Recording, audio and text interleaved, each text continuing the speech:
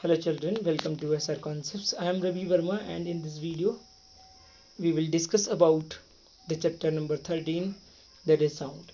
In the previous videos we have covered the chapter number 12, that is friction, and the NCERT solutions of the same will be given in the form of a document. So let's start discussion of what is sound. Dear students, sound, as you know, is something very important in our life. It plays a very important role in our life. For example, you come to know regarding the change of the period or the duration of the period by hearing the sound being produced by a school bell. In the same way, you come to know about the position of different players in the game of hide and seek by hearing the footsteps of the players. So, students, what is sound actually, how it is produced, how does it travel, these all questions will be covered in this chapter. So as you know, look at this picture. A number of musical instruments have been shown. You enjoy the sounds of these musical instruments in your music room of the school, right, by hearing their sounds. In the same way, you enjoy movies, uh, TV serials, songs by hearing the sounds, right, being produced by the speakers. So sound is something very much important in our life. We are going to cover each and everything regarding sound in this chapter. First of all, the question is, what is sound and how is it produced? So first of all, how the sound is produced? The answer is that the sound is always produced by a vibrating body.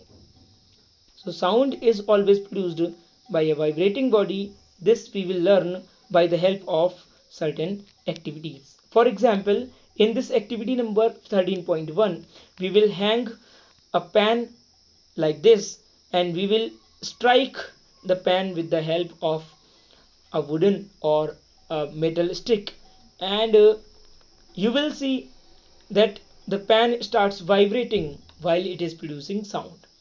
Once it stops producing sound, it stops vibrations. You can feel the vibration of the pan by touching it while it is producing sound. So as long as it will produce sound, it will vibrate.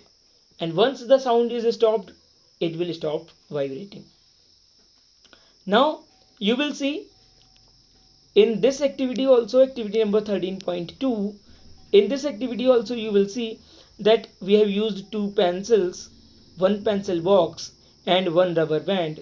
You will stretch the rubber band and leave it, and you will see that it starts producing sound. This is because you will feel that the rubber band is actually vibrating after doing this activity. So while it is producing sound, it is vibrating. In activity number 13.3, you will do this, that you will take a plate like this and you will fill half of it with the water, and then you will strike the side wall of this plate with the help of a spoon, and you will see that it will produce sound. But its vibrations can be seen by the vibrating particles of the water. You will see that certain waves have been produced in water. So we can say that whenever something produces sound, it is vibrating. So we can say that the sound is produced by vibrating bodies. When something vibrates, what happens? Let us understand. Suppose this is a particular thing which is vibrating, right, which is vibrating, something like this, it is vibrating, right? So when it vibrates, actually it hits the particles of air around it, so that the particles of air also start vibrating. A certain type of wave is produced in the air particles, right? This wave of vibrations of the air particles moves to longer distances in the form of sound. So what is sound? Sound is actually a wave of vibrations in any material medium. Sound can travel in gases, liquids, or even solids, right? Students, let's understand this one, the activity number 13.4. Take a hollow coconut shell and make a musical instrument iktara. You can also make it with the help of an earthen pot. Play this instrument and identify its vibrating part. So when you will make this iktara, you will identify which part is actually vibrating, right? So make a list of familiar musical instruments and identify their vibrating parts. A few examples are given in table number 13.1. Complete the rest of the table. So what you need to do, you will note a few more instruments here and you have to identify which parts of the musical instruments are actually vibrating. For example, in veena, it is the stressed string which is vibrating. In tabla, the stressed membrane is vibrating, and in flute, the air column is vibrating. In the same way, in iktara also you will see that the string is vibrating. What is written next? Let's read it. Many of you might have seen the manjira, the ghatam, that is ghatam means something like this. This is a pitcher which is used as a musical instrument, and the nut, right, and the kartal. These instruments are commonly used in many parts of our country, and these musical instruments are simply beaten or struck. Can you name a few other musical instruments of this type? So you have to make a list of other musical instruments and you have to identify their vibrating parts. So you too can make a musical instrument. Obviously, like iktara, you can make a musical instruments. Now something is given in activity number 13.5. What does activity indicate to you? Take 6 to 8 bowls of or tumblers, right? Fill them with water up to different levels, increasing gradually from one end to the other. Now take a pencil and strike the bowls gently. Strike all of them in succession. You will hear pleasant sounds. This is your jal tarang. So in jal tarang, you will take these bowls or glasses. You will fill water gradually increasing in quantity, and this produces special type of vibrations, producing a special type of sounds. So something more is written here.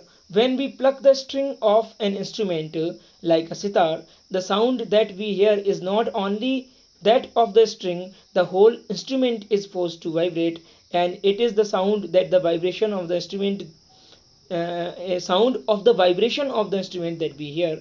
Similarly, when we strike the membrane of a mridangam, the sound that we hear is not only that of the membrane but of the whole body of the instrument. So, dear students, in this paragraph, in this box, what is being explained actually? This is being explained that when you are playing iktara, obviously that the string is vibrating, but not only the string is vibrating but whole body of the iktara must be vibrating, or much of the part of the iktara may be vibrating. In the same way, when you are playing sitar, when you are playing tabla, right, whole of the body of the instrument is vibrating. However, the major part that is vibrating in tabla will be the membrane, right? So next point that we need to understand is the sound being produced by humans, right? So how we human beings produce sound. Dear students, in our neck region there is a box that is called voice box or larynx. In voice box you will see there are two skin means there are two cords, right? There are two cords which are called vocal cords, right? They are the pieces of skin, we can say, right? These vocal cords, as you can see how they are arranged, something like this. These are the vocal cords. So whenever we are speaking, or whenever we are producing sound from our voice box, what we are doing, we are actually exhaling air through these vocal cords. So suppose that when we are speaking, suppose right now I am speaking, so what I am doing, I am exhaling air from my lungs through the voice box. So when air passes in between the vocal cords, which are the two two pieces of skin, we can say, right? um, when the air is passing between the vocal cords, what happens, that vocal cords are vibrating, vocal cords are vibrating. So the vibration of the vocal cord is because of passage of air, right? So the vibration of vocal cords produces sound. Dear students, as you know that we can change the quality of our sound, means sometimes we may produce low pitch sound, and sometimes we may produce very high pitch sound. This is because we can adjust the length of the vocal cords. We can adjust the length of the vocal cords by the help of certain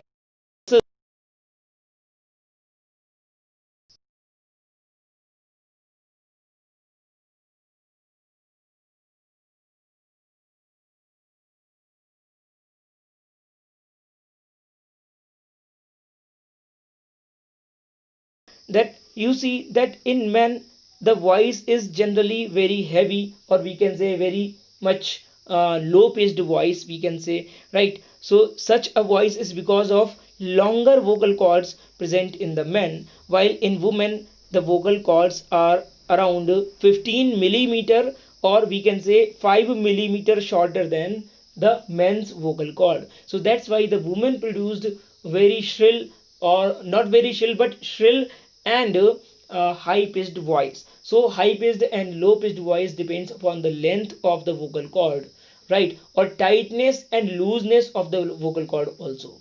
Means if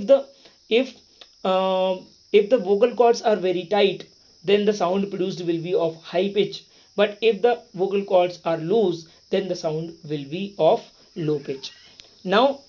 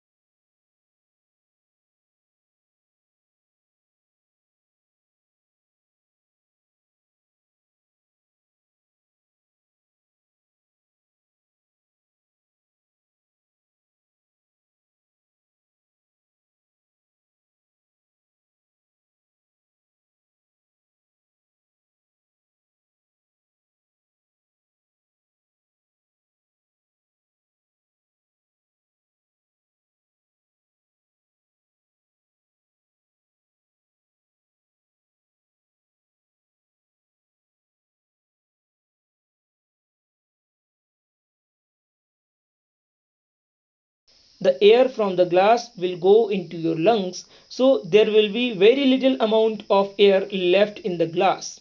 Then at this point of time you ask your friend to call on the mobile, means you have already told your friend that he will call on your mobile when you are doing this, right? So once he calls on your mobile while you are doing this, and most of the air has gone into your lungs, you will see that the ringtone becomes quite low in volume, or we can say it becomes very low in loudness. Means no one can hear, or no one can hear the ringtone, or if they can hear the ringtone, it will be very low in volume, right? Very low in sound. So why does this happen? Because most of the air has gone into lungs, there is no medium left for the propagation of sound inside the glass, and this is why this is happening.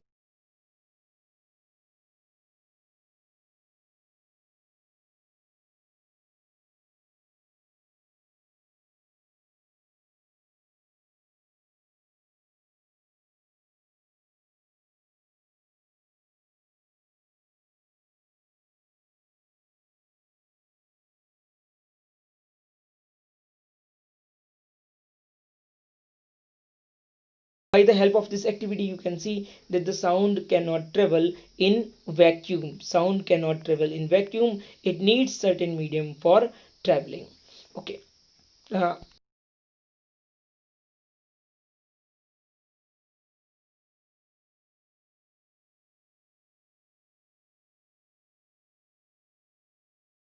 in this activity, what you need to do, you have to take a bathtub, you have to fill water in it, right? And you have to take a bell and you have to ring the bell inside the water. You put your ear on the wall of the bathtub and you will be able to hear this ring which is ringing inside the water, right? So you can see that the sound can even travel, can even propagate in a liquid, in water also, right? In the same way, you can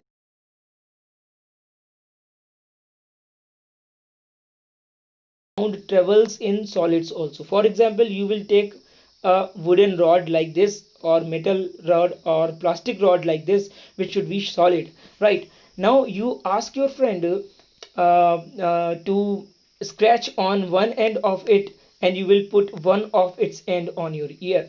When your friend will scratch with the help of a nail on this end, you will be able to hear the sound of this scratching on another end in your ears. In this solid rod also, you will notice that the other people sitting around you are not able to hear this sound being produced by the scratching, but you are hearing this sound, as the sound is traveling better in the solid as compared to the air.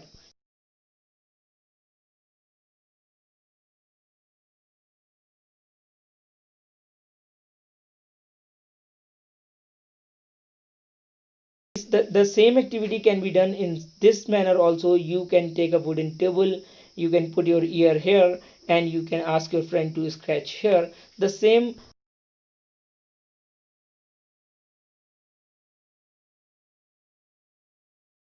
travel even in a string. Here you can see we have made a paper or a string telephone. You can see here. What you will do, you will take two paper cups, or you will take two plastic or even tin boxes. You will take a string, and by making holes on the bottom of the two boxes, you will make a to do. You have to put one box on your ear, and you have to ask the other friend to speak in another box, right? You will see that you can hear very well what he is speaking through this telephone, right? So this activity shows even in this string. So what is happening, that the sound vibrations or sound waves are traveling in this string.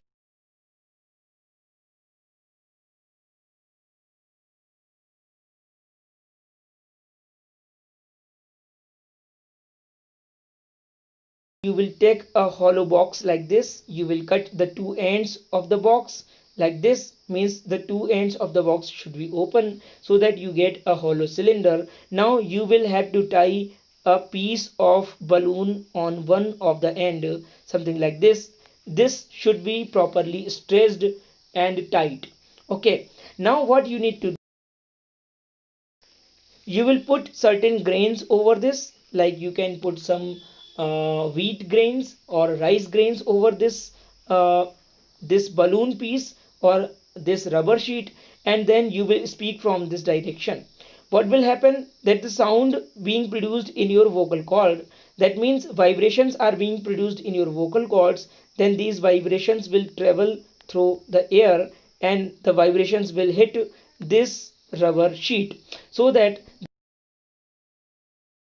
vibrating means the vibrations being produced in your vocal cord will pass through the air, and these vibrations will be generated in this rubber sheet, and because of the vibration of the rubber sheet, you will see that the grains start jumping.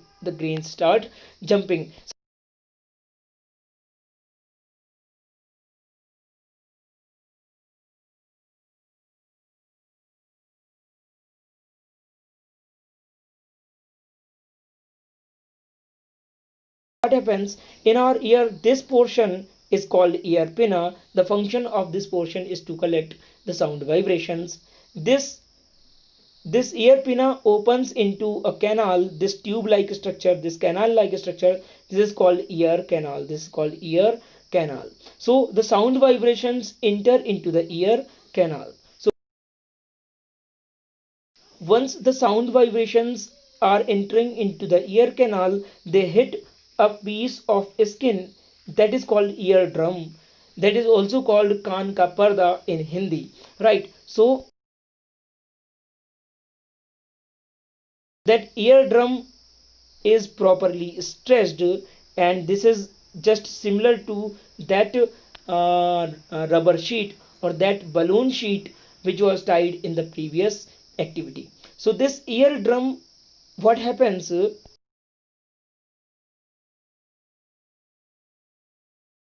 after the sound enters into the ear canal, it hits the eardrum. Because of this, eardrum starts to vibrate, exactly like the rubber sheet was vibrating in that particular box in the previous activity. So when the eardrum vibrates, what you will see that wait a minute.